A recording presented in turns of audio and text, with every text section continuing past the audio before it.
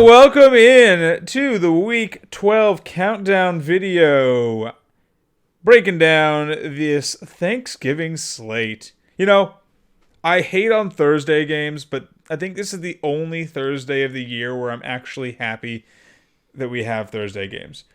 I just wish that I wasn't forced to watch the Lions and the Cowboys every year. Yeah, I'm really glad they started bringing in that 13. The night game for Thanksgiving is always the best one.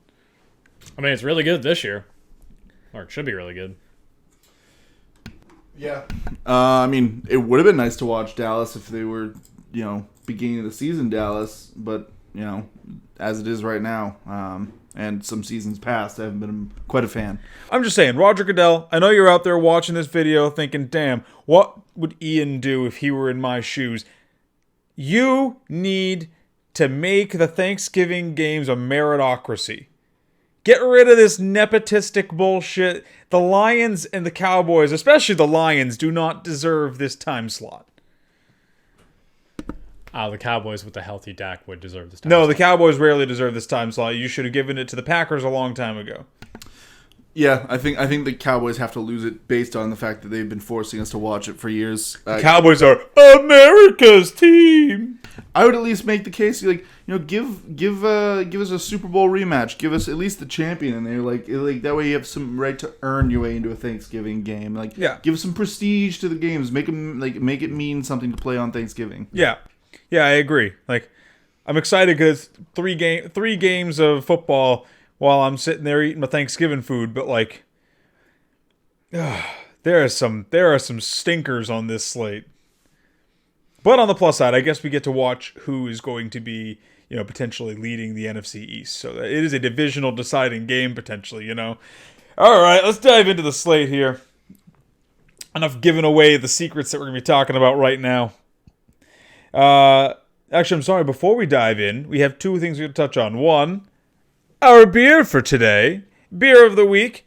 It's a hazy little thing IPA by Sierra Nevada. Vitaly, as our resident IPA drinker, what do you think of it? I've taken one smell. I don't like it. You often describe IPAs as tasting like they are made of lawn clippings. If you look hard enough, you can actually see bits of grass floating around in this one. I think it's delightful.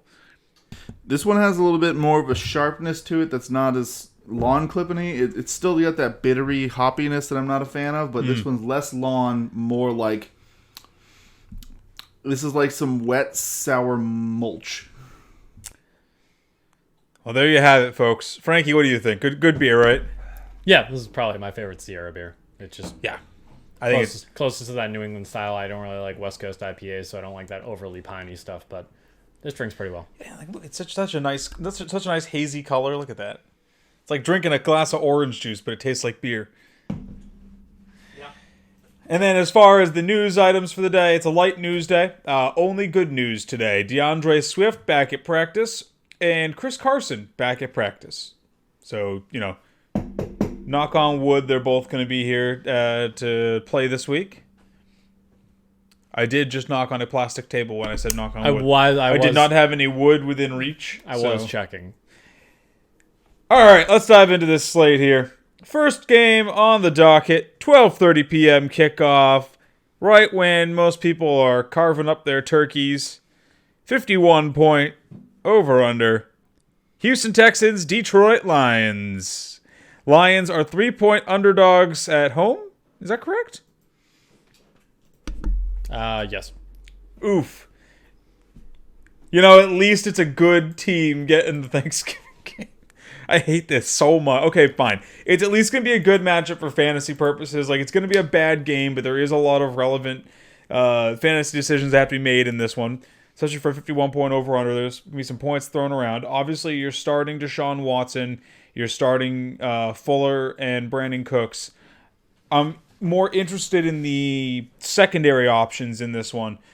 And then on the Lions side of the ball, I'm interested in what you guys are doing with them. Assuming that, actually, if Kenny Golladay starts or doesn't start. He's been out for 2 weeks. If he's able to come back for this game, are you guys starting him? So take it away with whatever team you want to talk about first. I mean, If Kenny makes it back, I see that as a sign of confidence, especially for a short week that they think he's ready to go. We've often seen that before where teams will hold a guy out for a Sunday knowing they have a Thursday coming up, and if it's an important matchup to them, they'll hold him out for that Sunday to get him in there. So if he plays, I start him because Houston's defense is not much. So I think there's points to be had there for him. I'm more interested, honestly, in this one. I think he's going to be, if he's out there, I don't know how banged up he is. So I'm leaning on the side that he probably won't play, and we'll get to see maybe some Marvin Jones action. Okay. Some Danny Amendola. Frank, what about you? I'm pretty much in the same camp as Vitali. I think that those two guys right there are going to be, because I think if you have Kenny, you might need to start him. You might be in a position where he's your premier receiver that you drafted high, and you don't really have the depth there. I mean, we're in week 12. Kenny's been hurt almost this entire season. You probably don't need to start Kenny if you have him. I don't. Well, you're not everybody. As a Kenny Galladay manager, I have, especially with how plentiful wide receivers have been this season, I have a ton of depth behind Kenny. I think that's the question. Is like, are you starting Kenny? Given how easy it is to find, at least decent wide receiver depth, it's easier to play the matchups at receiver. They aren't as locked and loaded as running backs. Are you playing him if he's hurt, even if you have maybe lesser wide receivers with better matchups behind him? I would honestly probably feel more comfortable starting Jones in this one than Kenny, because he's had that lingering injury all year. Sure. It's a different injury now, but yeah, sure. He's looked good when he's out there, but that's if he stays out there. I would be more comfortable with Jones. Amendola not so much. Well, Amendola's out, so yeah, I would hope so. So are you sitting Kenny Galladay then, even if he plays? Is that your answer? Yeah. Okay. What about Quintez Cephas? And that's only if Kenny doesn't go. Are you guys starting Quintez Cephas in this one? He's the number 2 right now. He's a rookie, but he's the number 2 if it's if there's no Danny Amendola, no Kenny Galladay again, it's Marvin Jones, then him.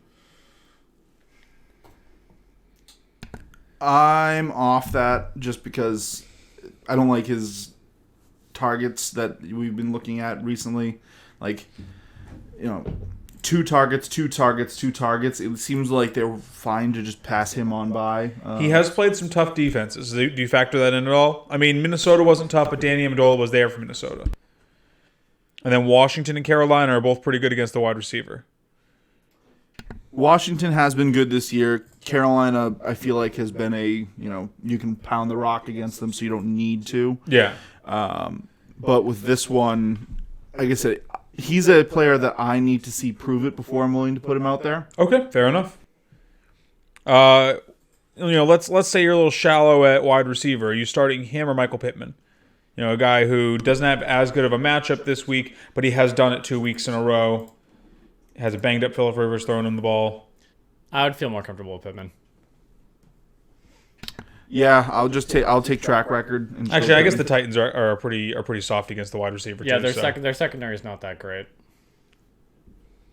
They've enough. Definitely fallen off from the start of the year. Houston side of the ball, the pass catchers are pretty straightforward. I think you can flex Daniel or Darren Fells if you need to. Not flex him, sorry. Put him into your tight end slot if you need to. What are you doing with Duke Johnson in this one? Lions are not good against the run. They're aggressively bad against the run, actually. But Duke Johnson has been aggressively bad at running.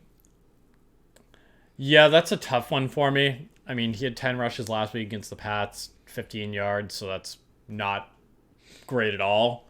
Upside, it's just him and CJ Procise back there, and CJ Procise looked worse. Yeah, he had 3 rushes for 4 yards. The Lions are, I think actually they might be the worst team in the league against the running back. I wouldn't feel comfortable if I need maybe a flex play. I would go for it, but otherwise I'm fading Duke Johnson. Okay, Vitaly, what about you? Redraft, I'm probably sitting Duke. I'm willing to, not even at his price point, honestly. His price point's not quite there yet for a Thursday slate at 57. He's getting really inflated just because he's the starter. Starter against a bad defense, too. Yeah, so at 57, you can get a lot better options out there, so I'm probably just fading him entirely. Fair enough. I'm likely in the same spot that you guys are, unless unless I'm looking at GPPs for like Thursday specific GPPs. I'm not putting him in my lineup, and even then, he's just a low. He would just be a low ownership contrarian play for me. Next game on the slate is one that we do not have to go into very much. Washington football team, Dallas Cowboys, 46-point over-under. We joked it's for the control of the division. Which somehow it is, at 4-7 being the record of the winner. Yeah, this is going to be a gross one. I mean, the Cowboys still can't play defense, so you're fine starting McKissick, Gibson, and Terry. Logan Thomas is a fine start this week. Washington football team can play defense, so I wouldn't start any Cowboys outside of Zeke, maybe. And Zeke is more of just because you probably have to start him. Is there anything that you guys feel I'm overlooking with that synopsis that you guys would change? I might start Cooper if I'm desperate for a flex, but otherwise I'm probably still sitting him too. Like Zeke is sure. Again, yeah, because of his skill, he's a desperation flex play. Yeah. Yeah, like I said, he just has that down the field ability, and Dalton does know how to use those guys, as you've seen with AJ Green when he was still a football player. I'm comfortable throwing him in my flex spot if I need it. If I'm the guy who just lost Thielen, if I'm just dealing with some other nagging injuries at my wide receiver or just general flex position, I'm okay with it. But I'm expecting either dud or like 18 points. Sure. So you're lowering expectations. Gotcha. Next game on the slate and the Thursday night game. This one should be good from an actual football perspective, probably trash from a fantasy football perspective. Baltimore Ravens, Pittsburgh Steelers. Steelers are 5-point home favorites in this one, 45-point total. I mean, the path to starting Steelers is clear. They've been doing too well this season where you can stream around Big Ben this week. That's fine, but you're starting Deontay, you're starting James Conner because you have to, most likely, and you can probably start Juju Claypool if you need him. Are there any Ravens you guys start this week? Fade your running backs. What about Lamar Jackson? It feels weird to say, like, do you guys start Lamar Jackson this week? He did do very well against the Steelers last time out, but he did it on the ground. He ran for 106 and a touchdown against him. He only put up $186 and a touchdown through the air, I believe. So it wasn't like he was, torching him. He just could run against him. Yeah, I'm anti-Lamar. I think the big thing that usually it's kind of whatever for NFL games, home and away, but Pittsburgh is home, so I'm a lot more interested in Big Ben because he is still home and away guy. Like when he's home, he just plays completely different. Sure. And I think Pittsburgh at home, they're on a hot streak. I don't want to play into that right now. I'm going to avoid Baltimore like the plague, whether it's redraft or dailies. So you are willing to sit Lamar Jackson then this week? Yes. Yeah, I would say especially with potential streamers out there like Tua, who has the Jets, and Derek Carr, more importantly, who has Atlanta. I think that I actually wouldn't start Carr over. Lamar this week. Why? Carr has not been good for fantasy. He has been a very good actual NFL quarterback so far this year, but as far as fantasy goes, Carr is still ranked lower than Lamar. Still points scored lower than Lamar Jackson. And he's played the entire season. They both played the entire season. Carr's been in more shootout situations than Lamar has. Carr has consistently not got it done. I think he's a trap play this week just because while he's been playing well enough for Vegas to win, Vegas loves to pound the rock. They are running it a ton. Like, they're running it so much that Devontae Booker is factoring into games. I wouldn't pick him over Lamar. Tua, you could sell me on. I will respectfully disagree. Okay, solid analysis.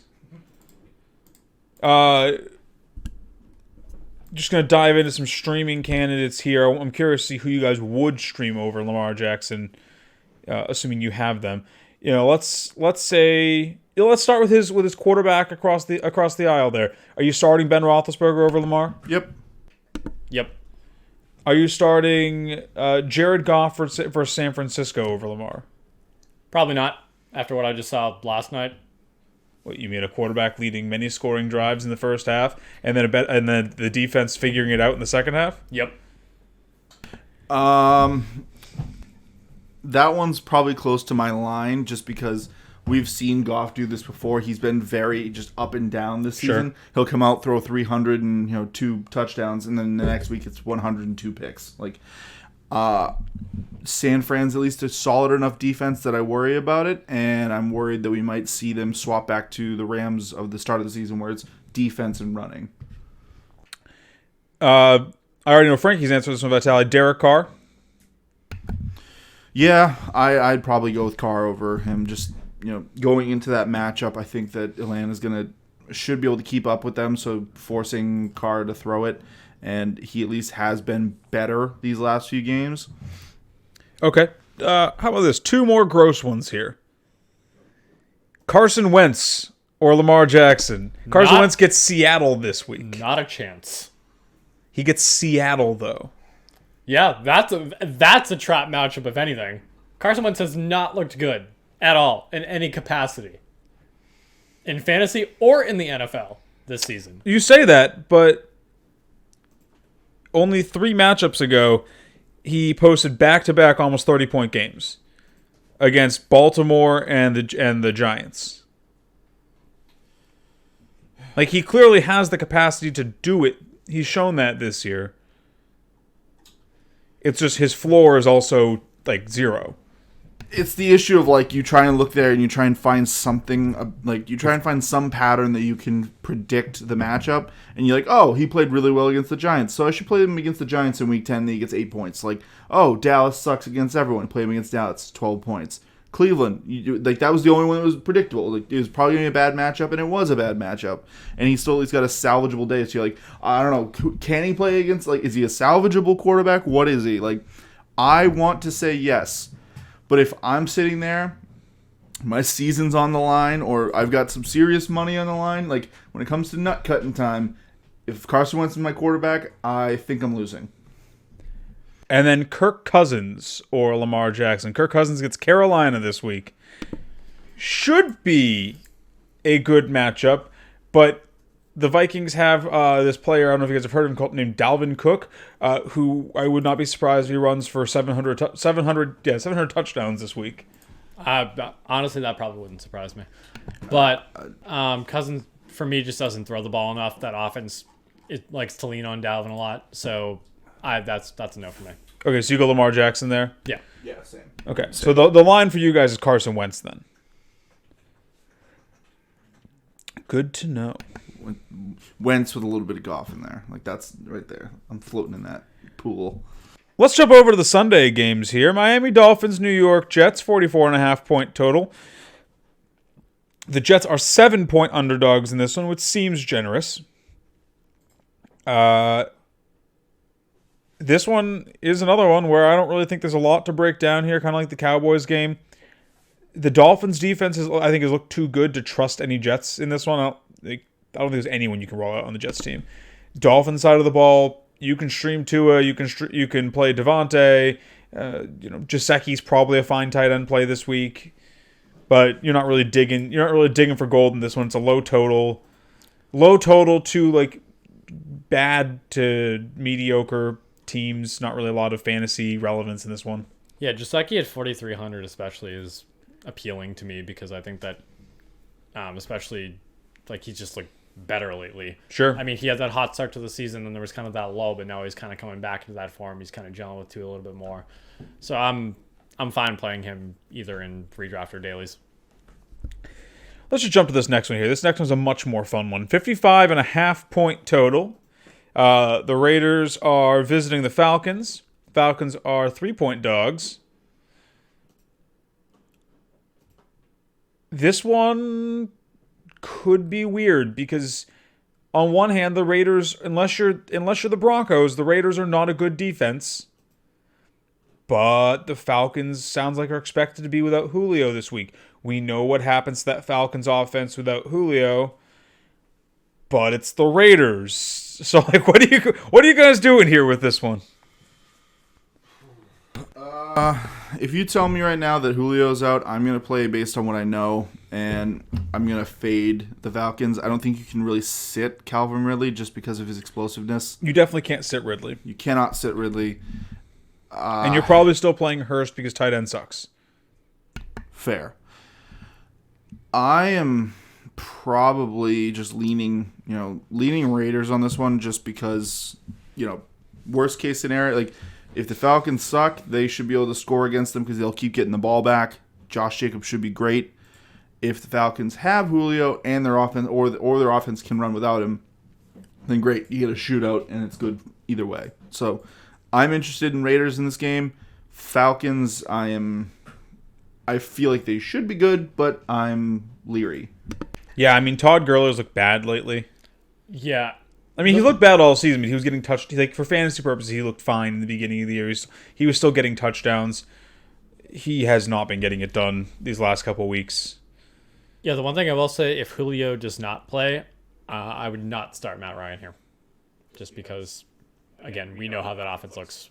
And he just is not as comfortable at the quarterback position without his main guy there. It brings down his ceiling so much. It's ridiculous. He turns back into a pumpkin.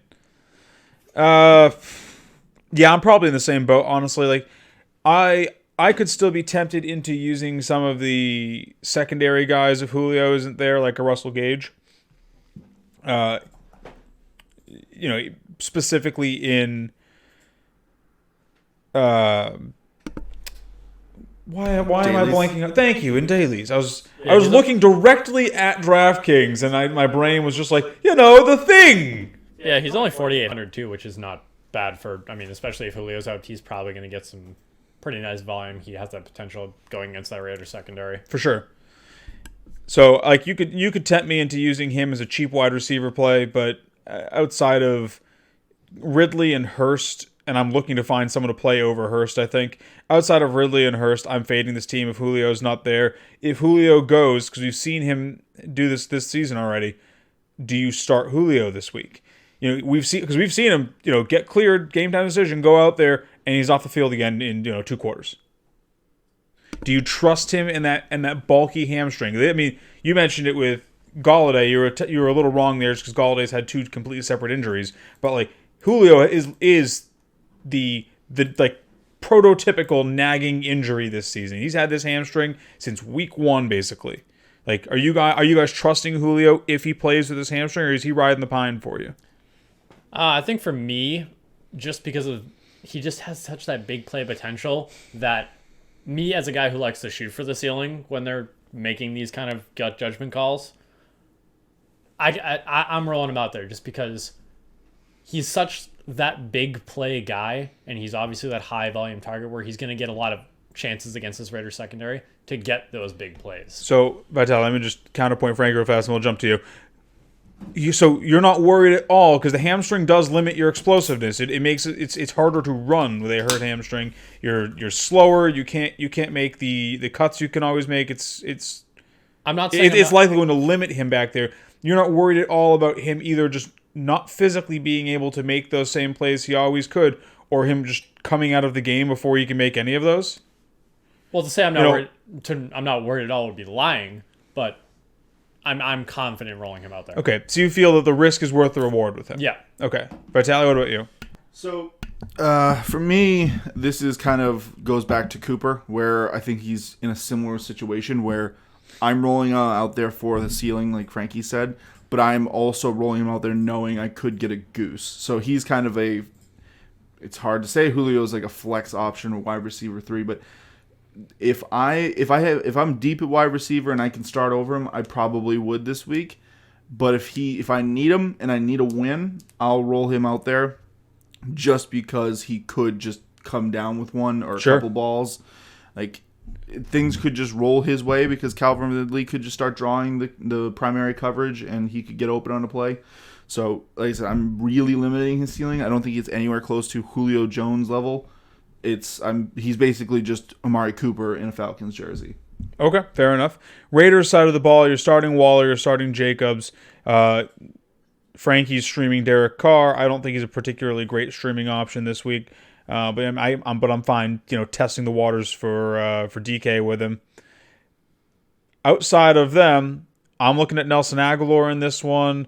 Maybe looking at Henry Ruggs just because while he hasn't been productive for fantasy, the Falcons team is especially bad at stopping offensive players, just in general. We saw... And he's really fast. We saw Ruggs is a problem. I'm going to just say that. We saw what Taysom Hill, who's not a real quarterback, which we discussed yesterday. He plays the position, but he's more of a running back or a tight end. We saw what he did to the Falcons. Yep.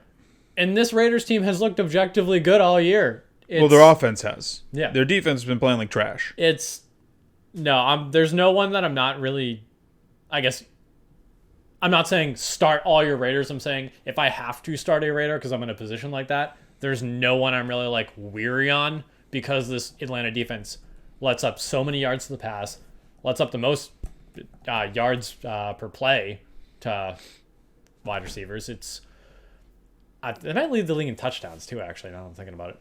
I'll check that. But no, again, there's no one that I'm not comfortable starting here on the Raiders side of the ball. So even Brian Edwards? Maybe that's my floor. Like I'm saying, if for some reason I have to start Brian Edwards, I could probably find another streamer, but... Yeah, like I said, Nelson Aguilar has been... It looks like Carson Wentz was the problem with him. He's been playing actually really well for the Raiders this year. Waller's always a lock. I start Booker in this one if I need a flex start. But me personally, just because literally Henry Ruggs had one good game this season. It was all the way back against KC in... what week was that? 5, I think. He was back there. I'm double checking, but yeah, all the way back in week 5 against KC. It's been a minute since he's been actually startable for fantasy teams. I'm leaving Henry Ruggs out of this because he is the epitome of the Deshaun Jackson boom bust, as you like to say, where it's they are the third. They let up the third most touchdowns. So it's wide receiver. He could have a big day, but the percentage chance of him having a big day is 3 maybe, and his bust percentage is almost half probably. He's not in a good spot, I don't think, this week, just because they don't use him very much. I don't know if it's just because he's a rookie or doesn't fit the system or what, but Vitali, anyone that you want to be the differentiating vote on there? No, I want to be in on Ruggs.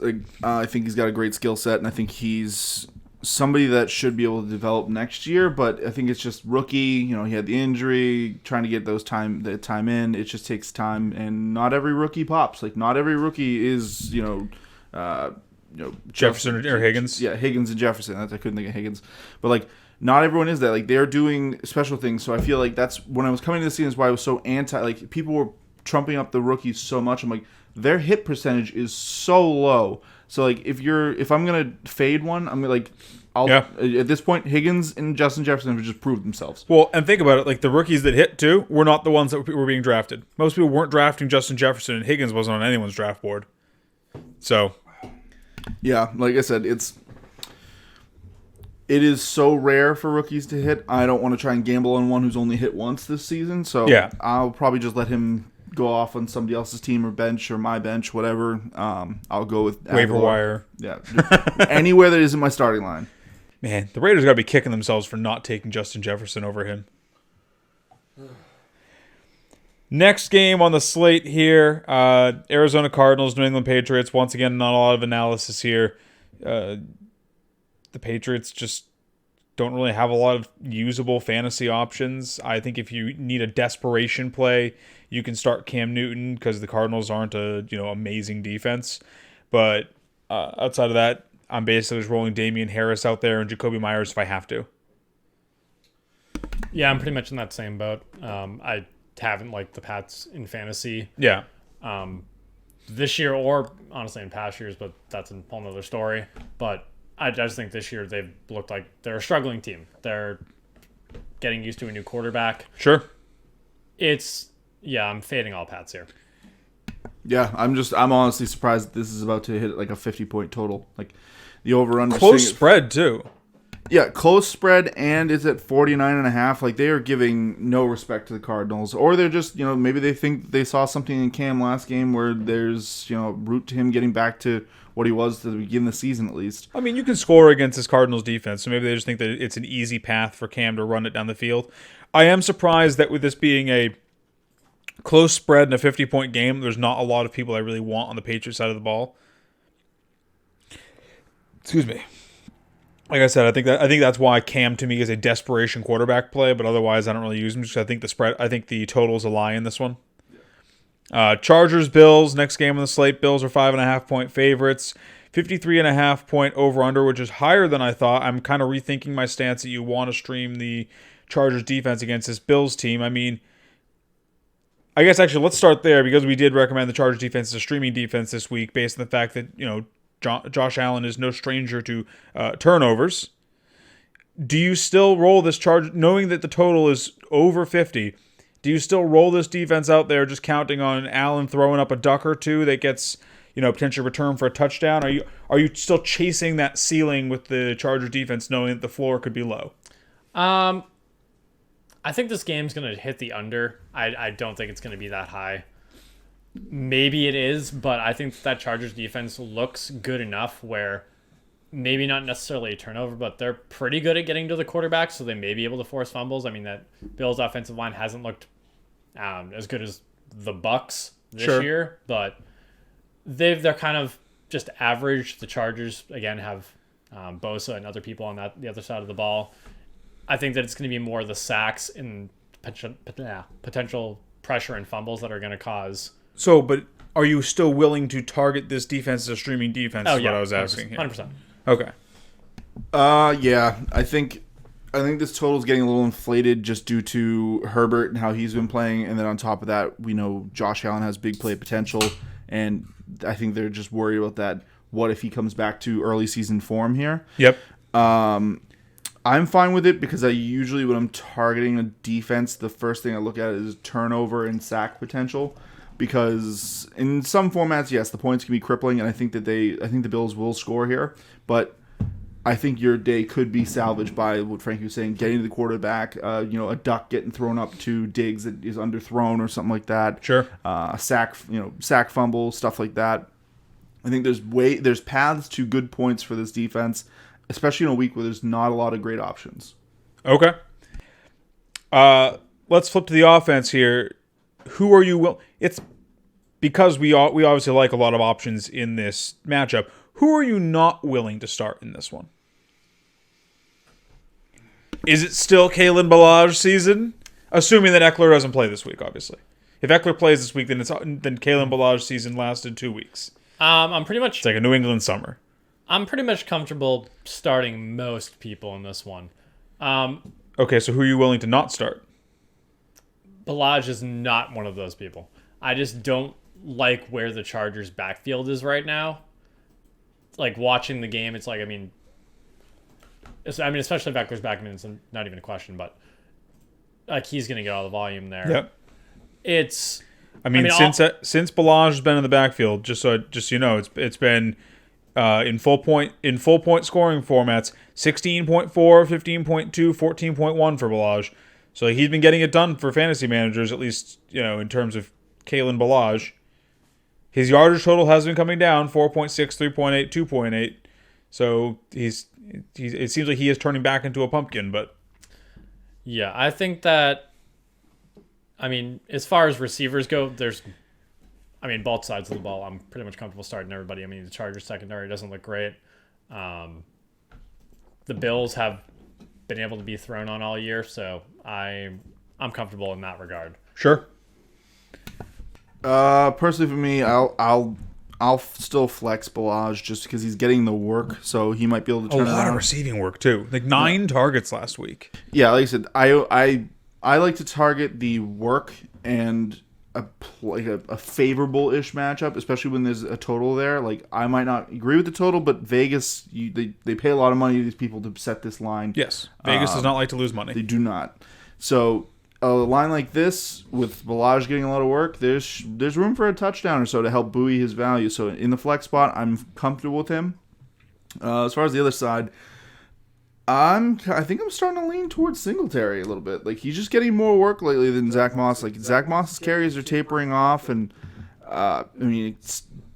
Singletary's still not hitting the end zone. But once again, I'll take the usage, as is tradition. So, like, I'm not happy about it, but Singletary he could be I could see him being a flex start for you this week. So, wait, where's the usage that you see with him?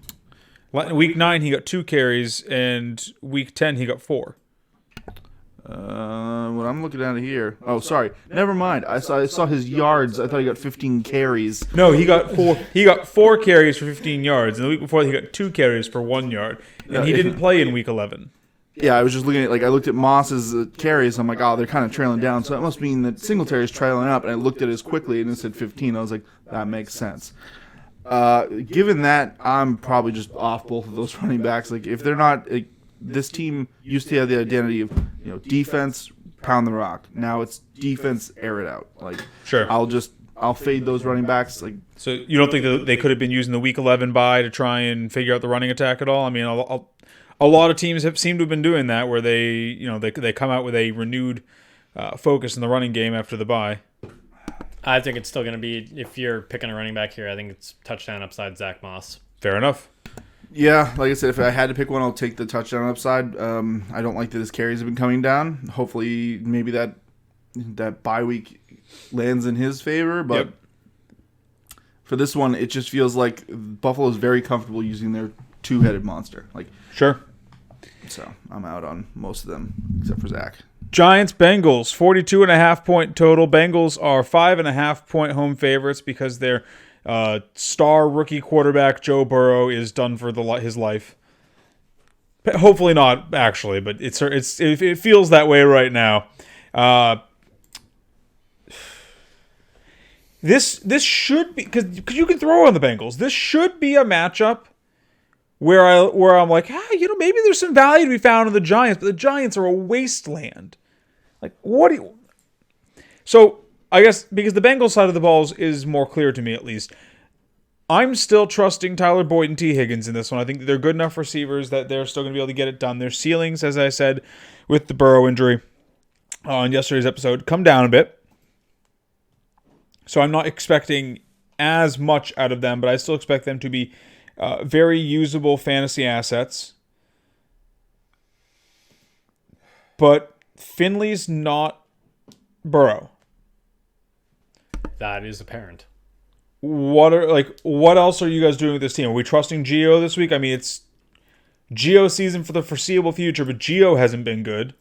That offensive line hasn't been good. I think if you have to play Gio, you need a flex and your entire team has COVID, sure, or someone's injured, maybe you roll them out there with the hopes that they get to the red zone and run a touchdown in, but I don't see... Actually, do we know if it's Brandon Allen or Ryan Finley yet? I know they're signing Brandon Allen to the active roster, but I haven't heard if they had made a decision on who's starting yet. I'm pretty sure all signs point to Finley. But... Yeah, I think that's where we're at right now. Okay. Finley is the expected starter, but not the named starter. Sure. But just jumping in on this one, it's like, I don't want their rush attack. Like I said, Joe Mixon, it took basically them giving up and just letting him have the rock to finally get going. And Joe Mixon is clearly a superior back to Gio, and Gio's been tapering off.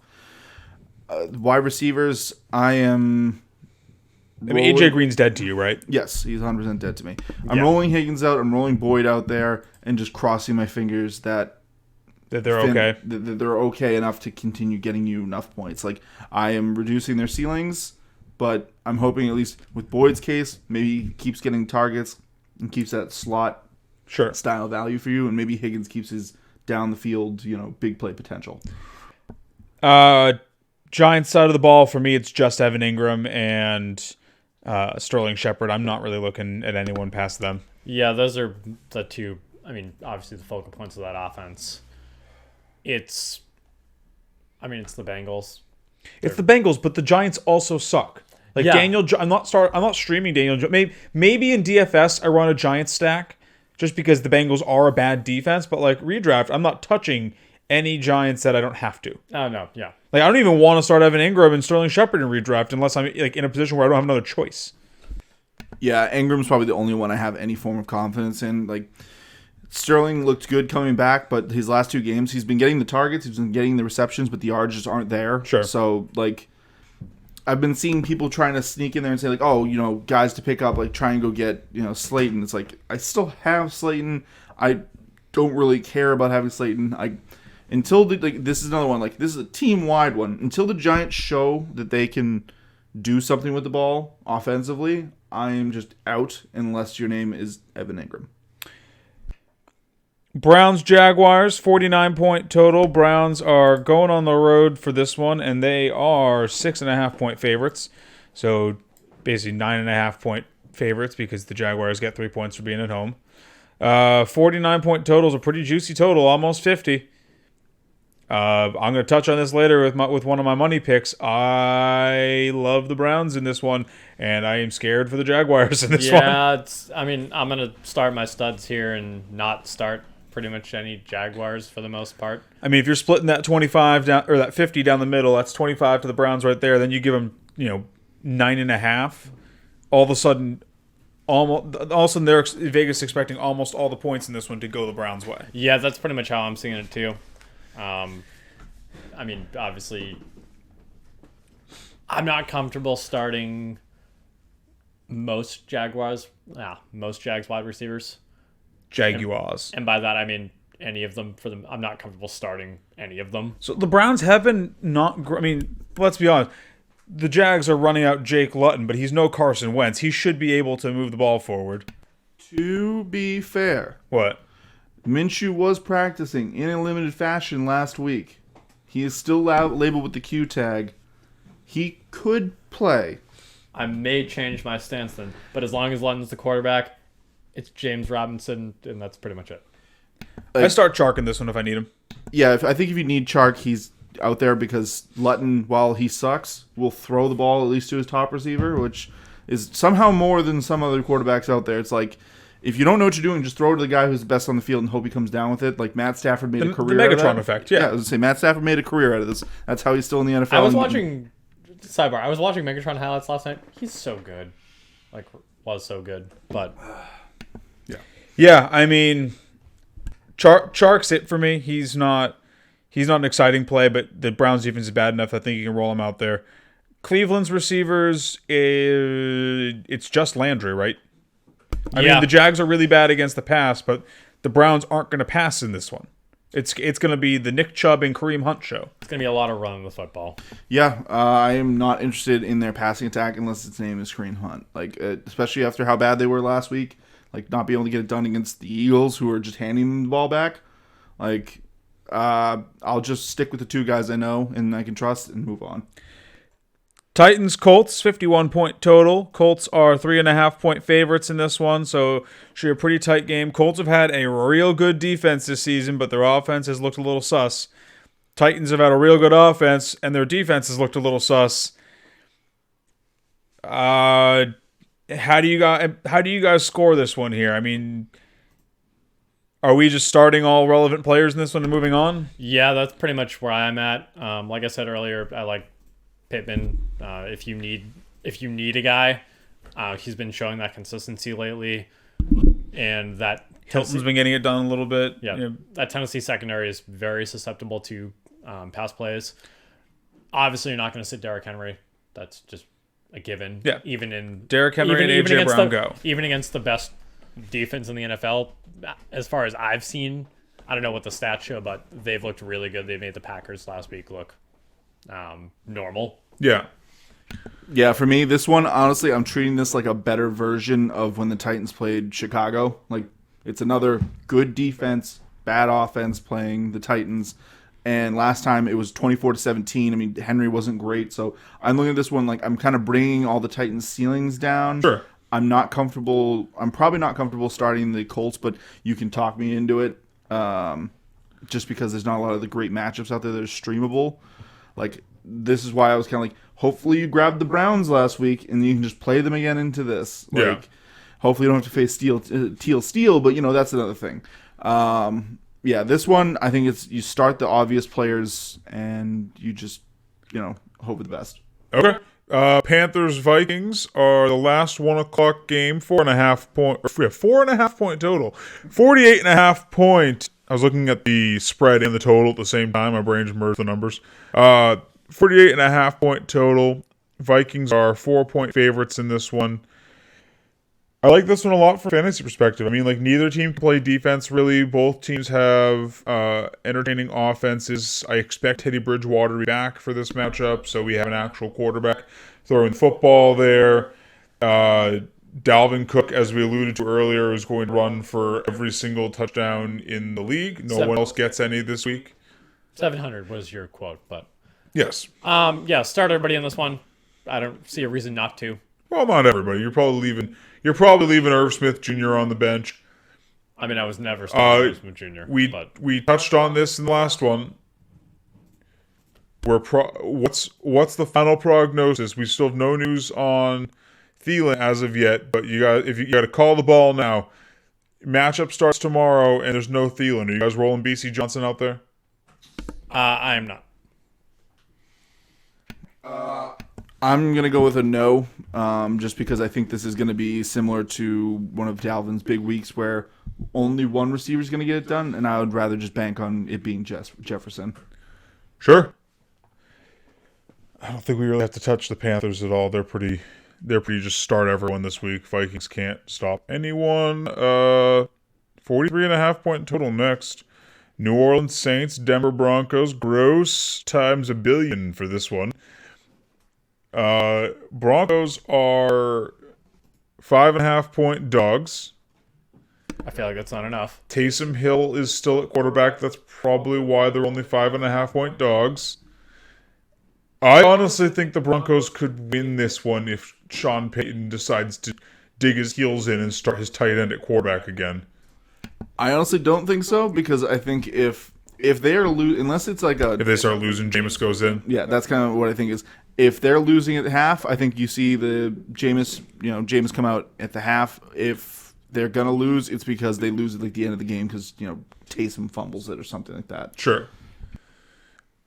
So Melvin Gordon had a big week this week, but New Orleans is really good against the run. Do you guys trust him in this week in this matchup? I'm personally benching him this week. I have the luxury of being able to do that. I have Jonathan Taylor and Josh Jacobs as my other two running backs, so Melvin Gordon can ride the pine this week. But I mean, do you guys trust him against the Saints? Let's say if you have the opportunity to bench him, and then maybe you have another running back, but it's not quite as clear cut as my situation. What are you guys doing with him? I would probably bench him if I don't have that luxury, or if I have that luxury. If I don't, I mean, who are some guys you're looking at for potential, stream this guy if you want to bench Gordon?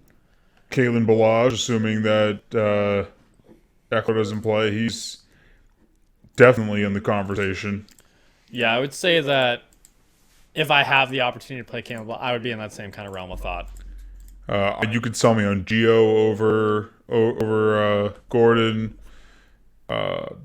Salvon Ahmed, probably Wayne Gallman Jr. Because I don't believe that Devon Freeman's back. Honestly, I'm probably just benching Gordon. I think this is a great example for owners to look at. Don't let last week's performance don't go chasing points. Don't go chasing points that you got last week just because he did well against Miami, who arguably is a good defense. But look at what he's done in a totality. Now that we're late in the season, that's what you can use. Is what has he done throughout the course of the season? Sure. And I mean, you just look at the past 3 weeks. It's not good. 11 carries, 6 carries, 8 carries going back from week 10 to 8.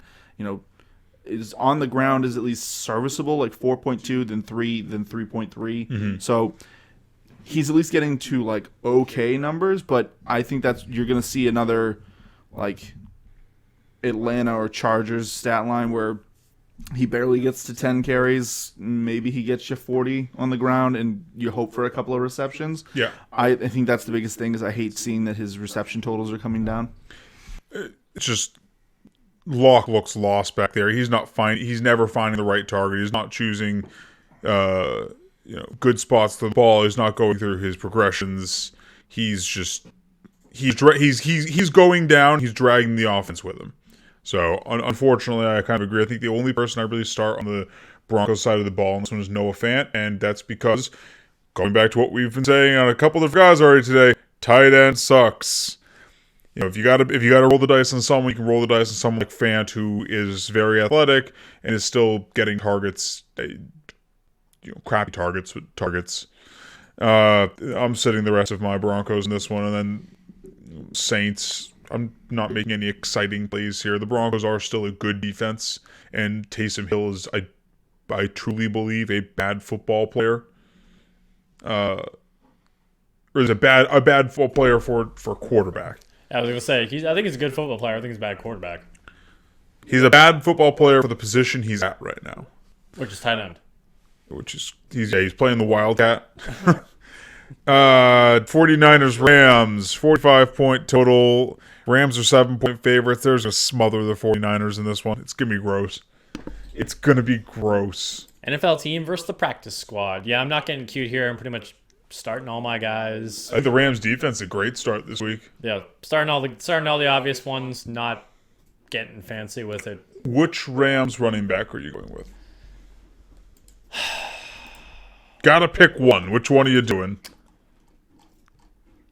Henderson? Question mark. I don't like that backfield at all. So if I have to go with somebody, it's going to be him. I don't like it. I kind of feel like this could be Cam Akers' game. He's slowly been working himself back into this offense after his injury. Mm-hmm. He's getting a solid amount of carries, and last week was against Tampa, who, also they just didn't run the ball. They were in the third quarter with 6 rushes for 6 yards. So they were just throwing it all day because Tampa Bay was letting them. So I think that we could see something more similar to Seattle, Miami, where he's getting close to 10 carries, a couple of targets. And, if he keeps maintaining this just shy of 4, I could see him getting up there. San Fran is still a respectable defense, but if they're going to keep getting put back on the field because of turnovers and 3 and outs and punts and all this different stuff that the Rams are going to be able to just inflict upon them, I could see where the running backs in this one, this could be a rare game with 2 running backs give you some points. If I have to gamble on one, I'll go for Akers. So I guess my one big question for the 49ers side of the ball on this one. Raheem Mostert was designated to return from IR today. He's eligible to play this weekend.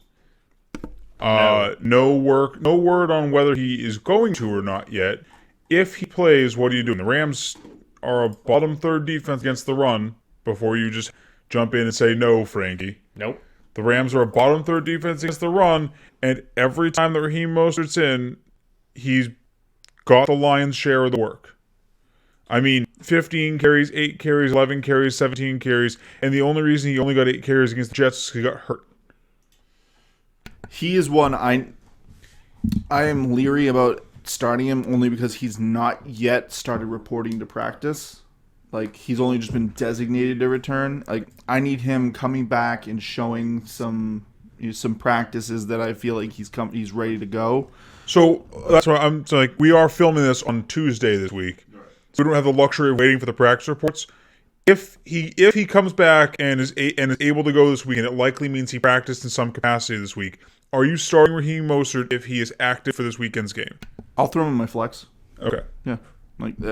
There's 2, like I said, it's 2 shallow running back. I think he's a fine flex option. And he has gone not off, but good enough for managers every week that he's been in pretty much. So I also think he's getting work. Yeah. I want running backs that are getting work. Well, if you look at, so the reason I'm saying no is, we know how good that Tampa Bay passing attack is, which sets up the run really well. Ronald Jones, 10 carries against the Rams, 24 yards. Okay, but Ronald Jones and Leonard Fournette both suck. Raheem Mostert's much more talented than either of them. Ronald, I won't disagree with that. Ronald Jones has looked good this year. He come back down to earth a little bit recently, but still, if you're averaging 2.4 yards per carry against this defense, it's. I mean, I think that they also were Captain Bricks for hands in that game.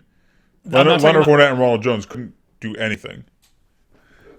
To Frankie's point, though, just kind of looking back at the yards allowed, since Week 5 against Washington, they've only given up 200-yard games to opposing teams, not even just rushers. Sure. That being San Fran, which is a little bit of a nod in his cap, and Seattle. So two very run-heavy teams, but they have shut down other rush attacks pretty hard, to the tune of like 38, 49, 55, 42, and this is for the whole team. So this is just anyone running the ball forward. So I do believe that the Rams, like I said, they're just getting better as a defense. They're gelling. For whatever reason, it didn't work as much last year. It's working this year. I will play Mostert, but I'm projecting low totals for him. Okay. Kansas City Chiefs, Tampa Bay Buccaneers, 56.5 point total in this one. Bucks are 3.5 point dogs. I want to like the Buccaneers options in this one. I really do. But like the Chiefs have just they've looked like a good defense this season. Brady has looked bad at times, and I think you're starting to see Bruce Arians starting to get frustrated. I don't know if you guys caught the comments that he made after this last game, but he was saying, I think, pretty scathing comments towards Brady, especially for Brady's used to it. I think Brady's getting confused by the coverages out there. I don't know what he's seeing. Yeah, there were a couple of plays even in the just go back to that LA Bucks game. There were a couple of plays where Brady threw up the ball and I was just like, what are you doing? I think that this KC defense has looked good all year. I think the total is honestly too high. I think we're gonna see kind of similar to the Bucks Rams game where KC is gonna go off hot in the first half. They're gonna we've seen this all year. Teams are gonna get tired in the second half. They're gonna be running the football a little bit more. We're gonna see a lower total, but I don't really like the Bucks too much in this game. Yeah. I do agree that the Bucks have looked trash, but I also think that KC did just get torched by Derek Carr. So would it be surprising if Brady's able to go out there and put up 302 touchdowns? Not at all. So for me, I'm probably going to sit Brady to see what it looks like after this game. As far as his weapons, though, I'm willing to roll those guys out there. Especially Godwin. Antonio Brown looks solid last game. Run game, I'm probably only going for Ronald Jones, but I'm fine rolling those guys out this week especially because Casey's pass attack is so fast, they can keep putting your players back on the field so quickly to keep continuing to try and finish drives. Brady could have a good day just by pace of play. Yes. Gotcha. Yeah, that's fair. I guess I'm kind of at that same standpoint. I'm playing Godwin. Antonio Brown's been getting a ton of targets, so I'm playing him. I'm sitting Evans as is tradition. I don't want to start either of their running backs, but I guess if I have to, I'm starting Ronald Jones. Like Kansas City's out of the ball.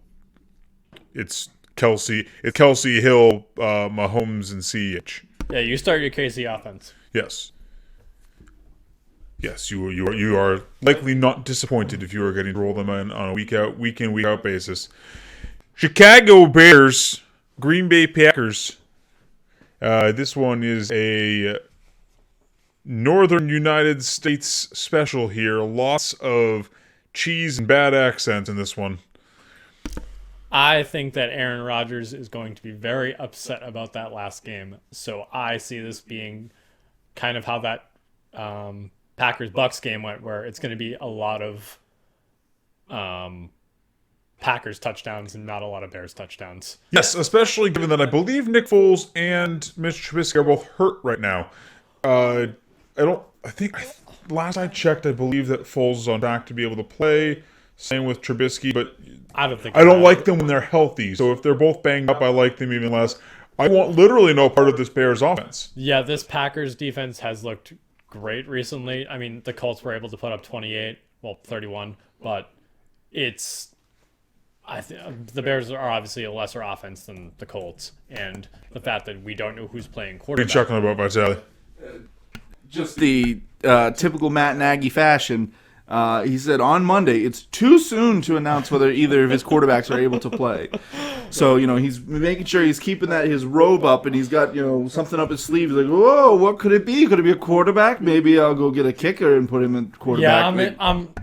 Yeah, Hey, I mean, he is seeing how well Taysom Hill works at quarterback for Sean Payton. He's considering putting Jimmy Graham back there. Hey, Cordell Patterson, he can just make the rounds. To kind of wrap up my point, fade your Bears, start your Packers. What about David Montgomery? Packers are abysmal against the running back because they don't care. Go ahead and run against them. David Montgomery only had a concussion. He was at practice on Monday. Good chance he plays this week, but the Bears suck. Yeah, I don't think the ceiling is there this week. I mean, you never play David Montgomery for the ceiling. The ceiling hasn't been there for how many games has he been in the NFL now? 28. The ceiling hasn't been there for 28 games. I'm not starting him because this passing attack could potentially be dreadful. I will flex him because I like getting 10 points, and sometimes you just want that from your flex. Yes, it is the old adage of Dave Montgomery will get you 10 points if you need 8 points, and if you need 20 points, he will get you 10 points. You know exactly what he's going. You don't have to have a crystal ball to know what he's going to do. Last game on the slate here. Seahawks Eagles 51.5 or I don't know why I said a half. 51 point total. Eagles are 5.5 point dogs in this one. I don't know, just start everyone. Yeah, pretty much. It's yeah. Like the Seahawks are going to score against the Eagles. It's just going to happen. Chris Carson looks like he's probably be able to play this week. They should be back to full strength, which should mean lots of points for Russell Wilson and crew.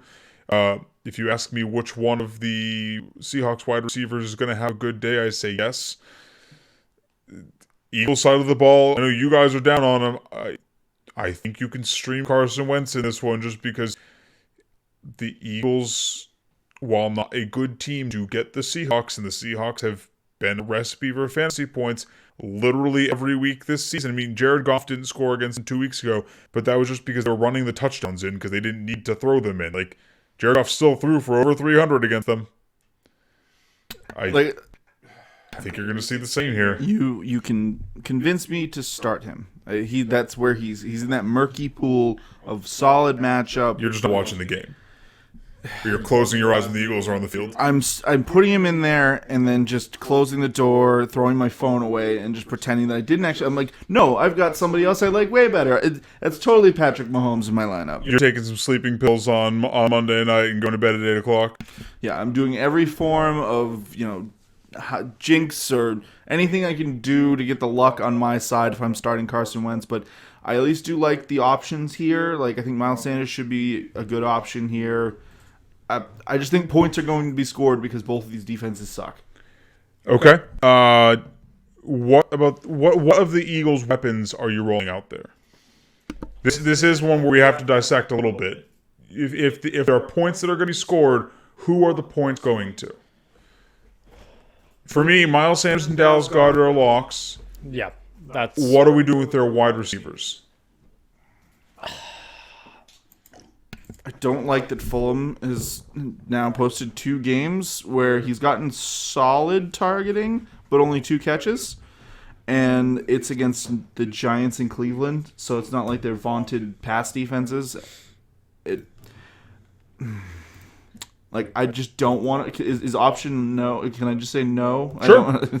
I don't think there's any. I don't think there's anyone, at least receiver or wide receiver wise, in that Eagles core that is a must start. Yeah, I was gonna say there's no one that's a must start. If there's anybody who's gonna get the receiving work, it's probably gonna be Fulham. But I'm not really comfortable starting everyone else. I mean, Rager maybe has that big play potential, but that's if I'm desperate for points. And even then, if it's between those two, I'm still going with Fulham just because it gets the volume. I mean, He hasn't been though. He's been still getting the target volume. But Rager's been right behind him, and Rager's been catching more of them. Fulham's been a one ball a game guy. I'm starting Rager in that. If I have to pick one Eagles wide receiver, it's Rager. Rager's been the one that's actually been coming down with passes, and the volume isn't that different that I'm willing to roll the dice on. Apparently, Mr. Bricks for hand over here. You don't want to try and get dicey with it and pick this as the one Alshon Jeffrey game this year? I think Alshon Jeffrey might be joining AJ Green in the fantasy graveyard. His targets have been going up. He went up to I don't 2. care. He's dead to me. All right, well, that'll do it for the Sunday slate. Before we sign off here, let's run through our starts and money picks. So, an update on the scoring. Vitaly and I are keeping the race close, 22 for 44, splitting it right down the middle. These last 2 weeks were a little rough for us. Frankie, you are pulling up the back of the pack at 15 for 36. So, 3 picks under 500. But we're looking to right the ship here this week. So, with that in mind, let's just take it around the table. I'll lead us off here. I never do that. So, what we've been doing hasn't been working. We're mixing it up. This week, my starts are Brandon Cooks versus Detroit and Tua Tagovailoa versus the New York Jets. And my money picks are a pair of pricey running backs that you will not be upset to have in your lineups. Josh Jacobs at 7,200 versus Atlanta and Nick Chubb at 7,100 versus Jacksonville are veritable bargains at their prices. I mean, those are two defenses that you can absolutely savage any which way you want, but especially with the running attack. These are 2 very talented young running backs that have both been getting plenty of volume and have been doing a lot with it. I'm excited to have them in my lineup this weekend. Patel, what about you? So I went ahead and had to make a hot swap because I didn't realize you also had Tua, but I had another guy ready to go. For my starts this week, I'm going to go with Big Ben against the Ravens. At home, big keyword there. And Curtis Samuel versus the Vikings. Going with bold one there, that vaunted Ravens defense. I feel like on Thursday night. Exactly. Like people are just I feel like the Ravens are getting a little bit too much love just because they're the Ravens, but like that offense looks terrible. They're playing Pittsburgh, and Pittsburgh can't run the ball, so they're just going to throw it to all 3 of their receivers and get their points. So I'll take Big Ben at home. He's looked good. He looked better these past few weeks. For my money picks, I'm also targeting the Jacksonville game. I'm going with Kareem Hunt versus Jacksonville for 56. His value has been the other Cleveland running back. Exactly. His value has been up in like the mid 6s right now, and because of last game, it dropped all the way to 5-6. I will take that against Jacksonville. I do love Kareem Hunt. Yeah. And then my other money pick will be Devontae Parker versus the Jets. No surprise here. I almost always target bad matchups, especially with the receivers. Like 5'9" for him. I hate to say it, but you're gonna have to pivot because Frankie had Devontae Parker first. I put him down. You guys don't say anything, so I'm like, I'm good. I went with this. Vitaly, you expect to use your eyes to read the document? No, I expect you to tell me. I don't read. It's okay because the transition's kind of one of my starts monies. I'll let you have Devontae Parker. I'll take Mike Gesicki here. We already kind of alluded to it earlier. Okay. 4,300. They're going to get ahead somehow in this game. And like I said, just like he's building a rapport with Tua. They're definitely the 2 favorites on an offense. Looking at my other money pick, I'm going to go in reverse from you guys. Jonathan Taylor, one of your money picks last week. Unfortunately, had one called back.